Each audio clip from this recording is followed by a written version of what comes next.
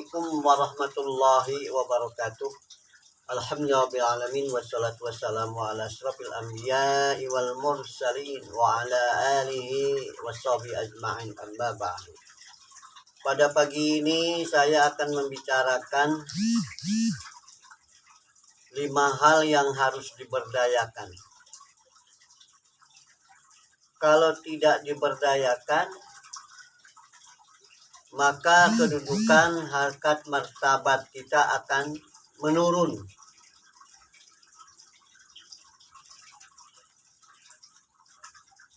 Beberapa ujian telah diberikan oleh Allah kepada kita.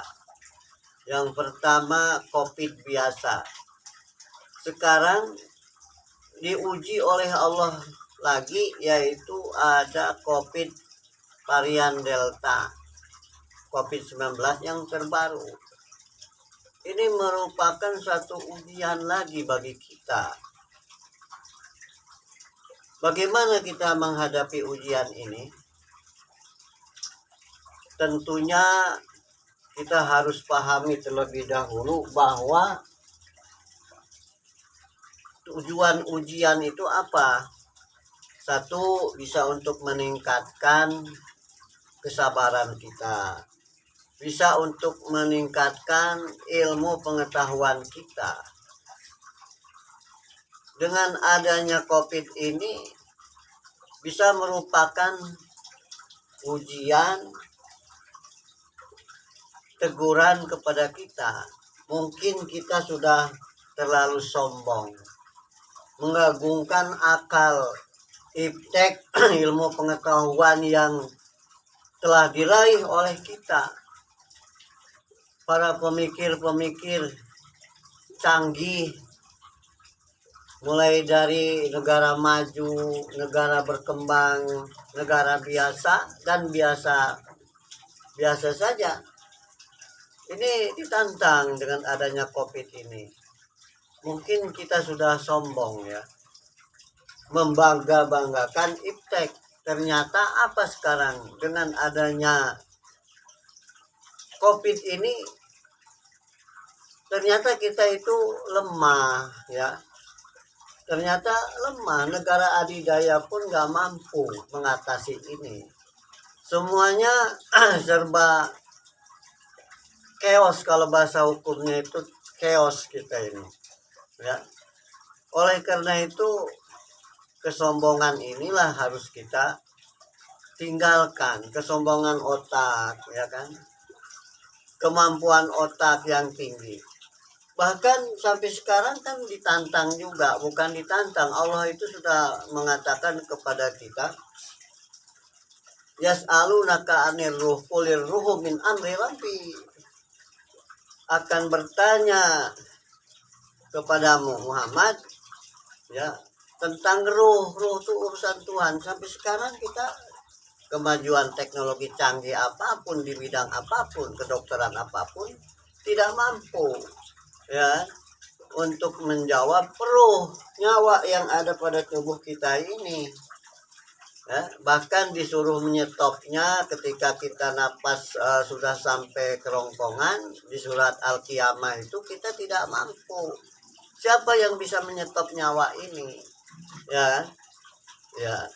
Nah ini jadi tantangan bagi kita supaya kita ini kembali kepada yang maha ya, maha kuasa, maha pencipta, Allah Subhanahu wa taala. Nah ini ya, bisa juga ini satu hikmah ya, hikmah yang terbaik supaya meningkat ilmu pengetahuan dan teknologi.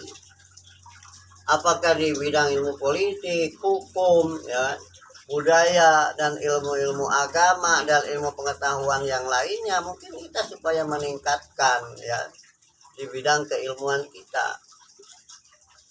Kita sudah tinggi kajiannya, sudah konstruksi, formulasi ya kan. Kemudian kalau istilahnya konstruksi hukum ya, bagaimana teori-teori hukum yang digunakan, apakah itu Lorentz Friedman, apakah Robert Besitman, kemudian ya, mengkaji konsep-konsep juga dalam ilmu hukum, ya. Kemudian juga sudah juga selain konsep dan teori, bagaimana kita mencari fakta data mengapa belum adil, ya. Maka teori keadilan digunakan. Apakah Aristoteles, apakah John Rawls, ya kan, yang digunakan untuk menganalisisnya antara teori dengan praktek, ya. Setelah itu mendapatkanlah hukum ini yang adil, ini yang mensejahterakan rakyatnya. Tetapi akhirnya apa? Tidak kita laksanakan, ya. Setelah mengkaji teori keadilan, inilah yang adil, inilah yang tidak adil, tetapi melaksanakannya ini yang masih berat, ya. Implementasinya ini, ya. Nah ini jadi oleh karena itu diberdayakan kembali 5 hal: 1, akal, kolbu, ruh, ya, rasa, dan nafsu yang mutmainnah diberdayakan. Ini insya Allah. Allah berfirman di dalam surat At-Tin, laqad khalaqnal insana fi ahsani taqwim thumma radadnahu asfala safilin illa alladzina amanu wa amilus solihati wa tawasaw bil haqqi wa tawasaw bil haqq wa amilus solihati falahum ajrun ghairu mamnun. Maaf keliru, ya kan. Keliru dengan wal asri. Falahum ajrun ghairu mamnun, ya kan. Fama yukadzibuka ba'du biddin alaihissallahu bi ahkamil hakimin, ya kan. Laqad khalaqnal insana fi ahsani taqwim. Benar-benar kami ciptakan manusia itu sempurna, ya kan. Iya, kalau dibandingkan dengan makhluk lain. Secara tubuh itu hampir sama, punya akal, ya kan, punya telinga, punya mata, ya, kemudian punya usus, punya pembuangan juga ke belakang ke depan, ya kan. Ya ini, ya. Jadi yang membedakan adalah akal, fungsi akalnya, ya kan. Kalau makhluk lain itu insting, ya. Ya. Kalau manusia untuk berpikir, ya kan. Maka perlu dikonstruksi, dikembalikan supaya kita ini tidak derajat rendah, ya. Fi ahsani takwim summa radadnahu asfala safilin. Kemudian kami kembalikan dia ke tingkat derajat yang rendah, asfal, ya kan. Illal ladzina amanu, kecuali orang yang beriman dan beramal soleh, pahalanya tidak putus-putus. Nah ini, jadi perlu dikonstruksi, perlu dibangun, perlu diformulasi bahasa itu, ya kan, ya. Jadi kembalikan kita kepada apa, ya, derajat yang beriman, ya, amal soleh. Inilah bekal kita ini untuk mati nanti, ya kan. Ya, kalau harta, kalau udah meninggal, harta, pangkat, jabatan, semua itu kan ditinggalkan ini, ya. Yang ada adalah amal kita, itulah yang akan membantu kita, ya. Jadi akal ini, fungsi akal, jadi gunakanlah dengan akal yang terbaik, jangan akal-akalan, ya. Kemudian kolbu ini hati untuk banyak berzikir, ya, kepada Allah. Apalagi suasana COVID begini, banyak mengingat Allah, kita kembali kepada Allah ini. Betapa lemahnya kita, betapa tidak mampunya kita mengatasi ini, ya. Walaupun sudah ilmunya canggih sekalipun, ya kan. Ya, kemudian kembalikan ruh kita ini, yang ruhnya sudah mengingkari untuk beribadah kepada Allah, ternyata sudah berpaling, ya kan? Kita kan sudah mengadakan perjanjian ya waktu di alam rahim itu. Alastu birabbikum. Ya, qalu bala syahidna. Apakah kalian nanti akan menyembah aku sebagai Tuhanmu? Qalu bala, betul. Kami akan menyembah, tapi karena proses ya manusia ini tadi karena ada nafsu, ya kan? Karena ada nafsu, akhirnya ruh tadi itu lupa atas janjinya, jiwa kita ini, ya, ini. Kemudian perlu juga dibangun, dikonstruksi nafsu kita yang baik. Ada nafsu lawama, amarah, ya.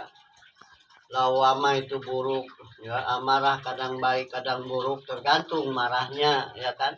Tergantung niat marahnya. Kebaikan bukan, niat baik bukan. Lalu kemudian nafsu mutmainah, ya ini kembali ke nafsu mutmainah. Ya ayyatuhan nafsul mutmainnah irji'i ila rabbiki radiyatan mardiyah wadkhuli fi ibadi wadkhuli jannati. Nah yang punya nafsu-nafsu, ya kan, mutmainnah yang tenang tentram, ya kan, yang mendapat ridho dan ridhoi oleh Allah, masuklah kepada golongan hamba-hambaku, ya, silahkan masuk kepada surga, ke surga. Nah ini disuruh kalau sudah mempunyai nafsu mutmainnah, ya ke surga, ya, disuruh malah tak usah minta-minta, ya kan. Ya.